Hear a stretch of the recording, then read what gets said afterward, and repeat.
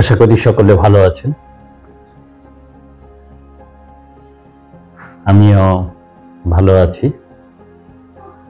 আজকে ঢাকায় 5.7 মাত্রার ভূমিকম্প হয়ে গেল। তো সেই ভূমিকম্পে প্রচুর পরিমাণে ক্ষয়ক্ষতি হয়েছে, অনেক মানুষ হতাহত হয়েছে, আহত হয়েছে। তো সেই বিষয়গুলো আমি আপনাদের সামনে উপস্থাপন করব। তার আগে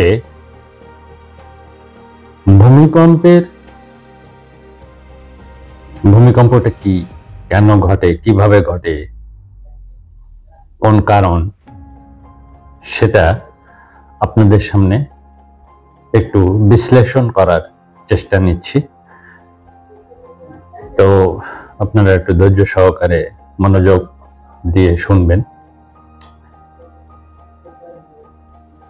আজকের এই আলোচনার শিরোনামটা হলো ঢাকায় ভূমিকম্প, ঝুঁকি, কারণ ও সম্ভাব্য ক্ষয়ক্ষতির গভীর বিশ্লেষণ। ভূমিকম্পের কারণ ও ভূতাত্ত্বিক প্রেক্ষাপট, টেকটনিক প্লেট অবস্থা। বাংলাদেশের ভূতাত্ত্বিক অবস্থান ঝুঁকিপূর্ণ, কারণ এটি ভারত ও ইউরেশিয়া প্লেটের নিকটে। হিমালয় ও শিলং প্লেট সক্রিয়, ফলে ভূমিকম্প সম্ভাবনা প্রচুর। ঢাকার আশেপাশে তৎকালীন ফল্ট লাইনও রয়েছে। ভূমি গঠন ও ল্যান্ডফিল। বাংলাদেশের ভূমি গঠন ও ল্যান্ডফিলটা হলো ঢাকার মাটি নদী তীর অ্যালুভিয়াম মাটিতে গঠিত, যা ভূমিকম্পে ঝুঁকিপূর্ণ। পূর্ব ও দক্ষিণ পশ্চিমে ল্যান্ডফিল এলাকা আছে, যেগুলোর লিকুইফ্যাকশন হওয়ার সম্ভাবনা বেশি। লিকুইফ্যাকশন মানে মাটির দানাদার অংশ শিথিল হয়ে যাওয়া এবং স্থাপনা দুর্বল হয়ে পড়া। শহরে উদ্বাস্তু ও অপরিকল্পিত নগরায়ন। ঢাকার জনসংখ্যা ঘন এবং বহু ভবন নকশাহীন বা পুরনো। জরুরি রাস্তা, খোলা জায়গার অভাব অতিরিক্ত ঝুঁকির মধ্যে আছে ঢাকা শহর। ভবন কোড না মানা বড় সমস্যা। জল উত্তোলন ও ভূপ্রতিক্রিয়া। অতিরিক্ত ভূগর্ভস্থ জল উত্তোলন কখনো কখনো ভূমিকম্পকে প্ররোচিত করতে পারে। পানির চাহিদা ও ব্যবস্থাপনা ঝুঁকির সঙ্গে যুক্ত। ক্ষয়ক্ষতির সম্ভাবনা।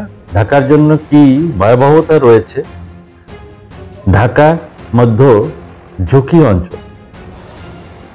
মাত্রা বাড়লে কাঠামো ধ্বংস, দমকা কম্পন, প্রাণহানি হতে পারে। লিকুইফ্যাকশন এলাকা বিশেষভাবে ক্ষতির ঝুঁকিতে। দুর্যোগ প্রতিক্রিয়া। দুর্বল হলে হতাহতের সংখ্যা বাড়তে পারে।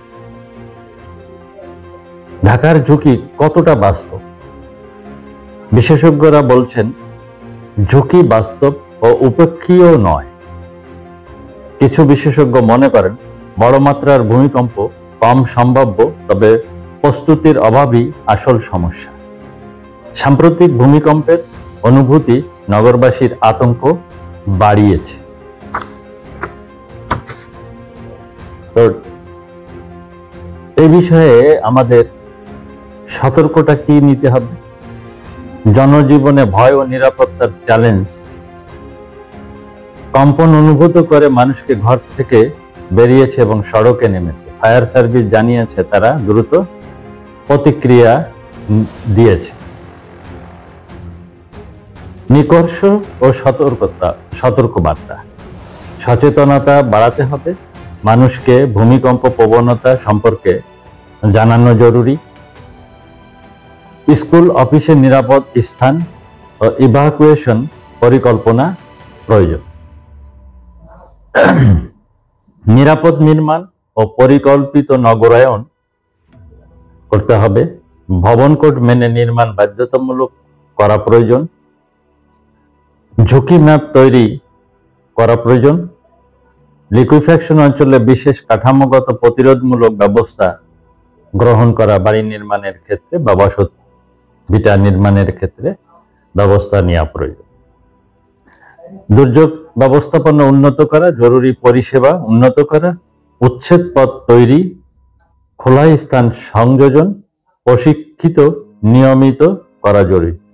প্রশিক্ষণটা নিয়মিত করা জরুরি। তো আজকে ঢাকায় ভূমিকম্পে ক্ষতি ও হতাহতের ঘটনাটা কি? ভূমিকম্প মাত্রা ও উৎস স্থল। আবহাওয়া অধিদপ্তর জানিয়েছে ভূমিকম্প অনুভূত হয়েছে উৎসস্থল নরসিংদীর কাছাকাছি।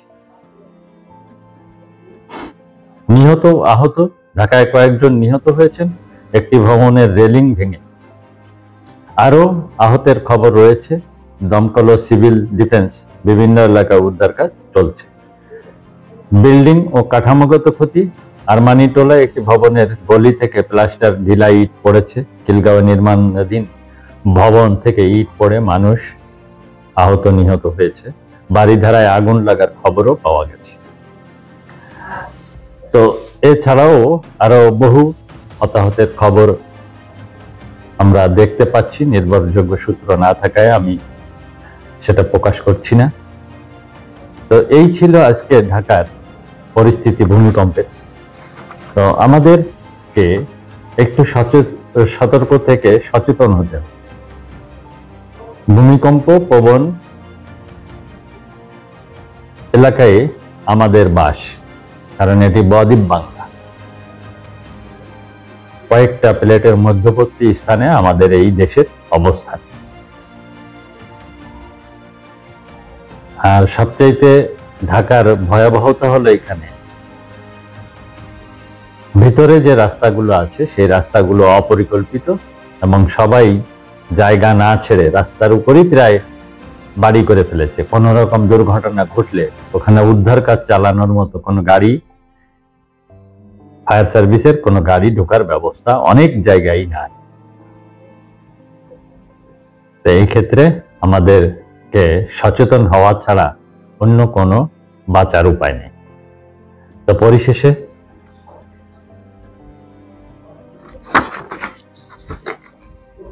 ঢাকা ভূমিকম্প ঝুঁকিতে থাকা একটি শহর এবং এই ঝুঁকি অগ্রাহ্য করা যায় না।